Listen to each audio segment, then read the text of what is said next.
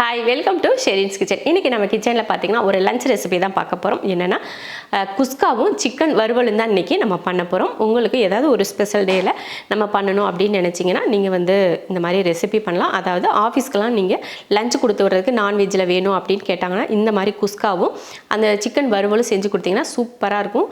அதுவும் பார்த்திங்கன்னா வேலையும் ரொம்ப ஈஸியாக உங்களுக்கு முடிஞ்சிடும். இன்றைக்கி நம்ம குஸ்கா பண்ணுறதும் அதுவும் நார்மலாக நம்ம வீட்டில் சாப்பாடு வைப்போம் இல்லையா, அந்த ரைஸில் தான் இன்றைக்கி நம்ம குஸ்காவும் பண்ண போகிறோம். ஸோ அதுக்கேற்ற மாதிரி ஒரு அருமையான ஒரு டேஸ்ட்டில் சிக்கன் வறுவல் தான். வாங்க பார்க்கலாம்.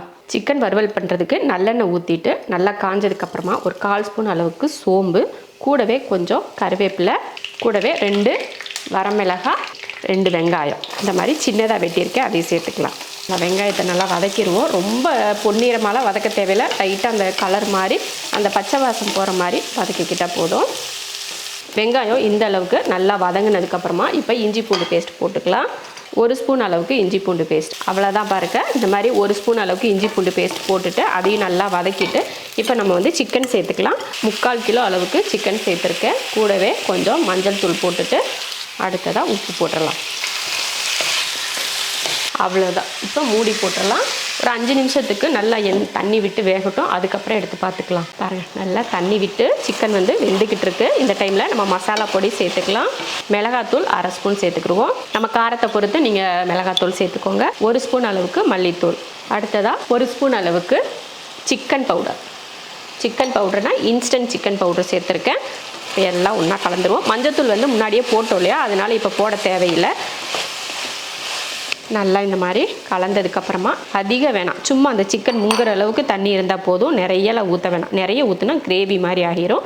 கம்மியாக ஊற்றிக்கிட்டால் போதும். இப்போ மூடி போட்டு அந்த தண்ணி வற்றுற வரைக்கும் வேக விட்டுறலாம். பார்த்தீங்களா, தண்ணி வற்றி நல்லா எண்ணெய் பிரிஞ்சு வர ஆரம்பிச்சிருச்சு. சிக்கனும் முதல்லவே ஒரு 5 நிமிஷமும் இப்போவும் அந்த தண்ணி வற்றுற வரைக்கும் ஒரு 10 நிமிஷத்துக்கிட்ட நல்லா வெந்திருக்கு. பார்த்தீங்களா, இந்த அளவுக்கு கிட்டத்தட்ட 15 நிமிஷத்துக்கிட்ட சிக்கன் வெந்திருக்கு. அதுலேயே நமக்கு சிக்கன் ரொம்ப நல்லா வெந்துடும். இப்போது இறக்க போகிறதுக்கு முன்னாடி ஒரு 1/2 ஸ்பூன் அளவுக்கு மிளகுத்தூள் போட்டுடலாம். கூடவே கொஞ்சம் மல்லித்தலை, கருவேப்பிலையும் போட்டுருவோம்.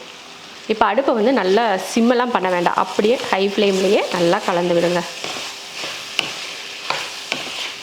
அவ்வளவுதான் பாருங்கள், அருமையாக கலந்து விட்டாச்சு. நல்லா அப்படியே எடுத்து சாப்பிட அந்த மசாலாவும் அந்த சிக்கனும் ஒன்றா கலந்து அவ்வளோ அருமையாக இருக்குது. இப்போ அடுப்பை ஆஃப் பண்ணிக்கலாம். சிக்கன் வறுவல் ரெடி ஆயிடுச்சு. இப்போ மாற்றி வச்சிடலாம். இப்போ குஸ்கா தாளிக்கலாம். குஸ்கா தாளிக்கிறதுக்கு பார்த்தீங்கன்னா ஒரு குக்கர் வச்சு எண்ணெய் ஊற்றிக்கலாம்.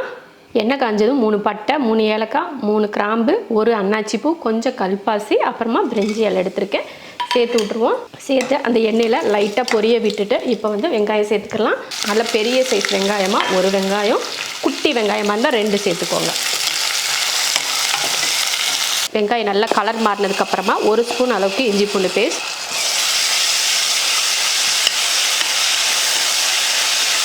இஞ்சி பூண்டு பேஸ்ட் வதங்கினதுக்கப்புறமா இதில் பிரியாணி மசாலா 1/2 ஸ்பூன் அளவுக்கு. பிரியாணி மசாலா இல்லைன்னா கரம் மசாலா, இல்லைன்னா சிக்கன் பவுடர் கூட சேர்த்துக்கோங்க.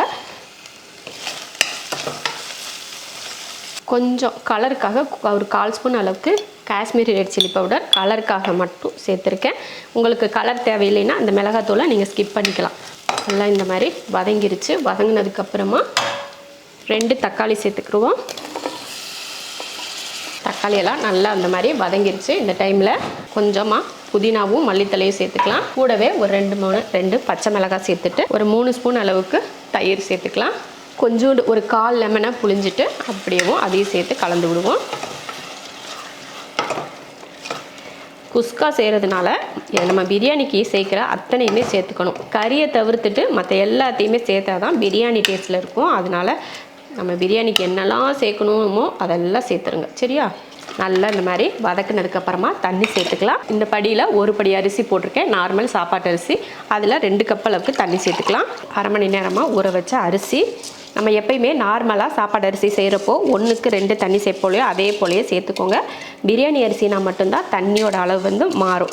அதனால் பார்த்துட்டு சேர்த்துக்கோங்க. நீங்கள் பிரியாணி அரிசியை போட்டுட்டு 1க்கு 2 போட்டிங்கன்னா நல்லா குலைவாக அப்படியே கூழ் மாதிரி ஆயிரும். அதனால நார்மல் அரிசிக்கும் பிரியாணி அரிசிக்கும் பார்த்துட்டு கரெக்டான அளவில் தண்ணி சேர்த்துக்கோங்க.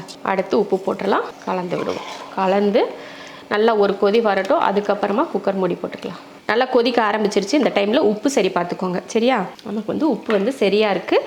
இப்போ மூடி போட்டுடலாம். 2 விசில் விட்டு ஆஃப் பண்ணிக்கலாம். அருமையான குஸ்கா ரெடி ஆயிருச்சு பாருங்கள். நம்ம நார்மலாக வீட்டில் இருக்கிற அரிசியில் செஞ்சோம். ரொம்ப நல்லாயிருக்கு. இப்போ நம்ம வெளியில் எங்கேயாவது ரோட்டு கடைங்களெல்லாம் போய் நம்ம பிரியாணியோ குஸ்காவோ சாப்பிட்டா எப்படி டேஸ்ட் இருக்குமோ அதை விட அதிகமான டேஸ்ட்டு நம்ம வீட்டில் செய்கிறதுல இருக்கும்.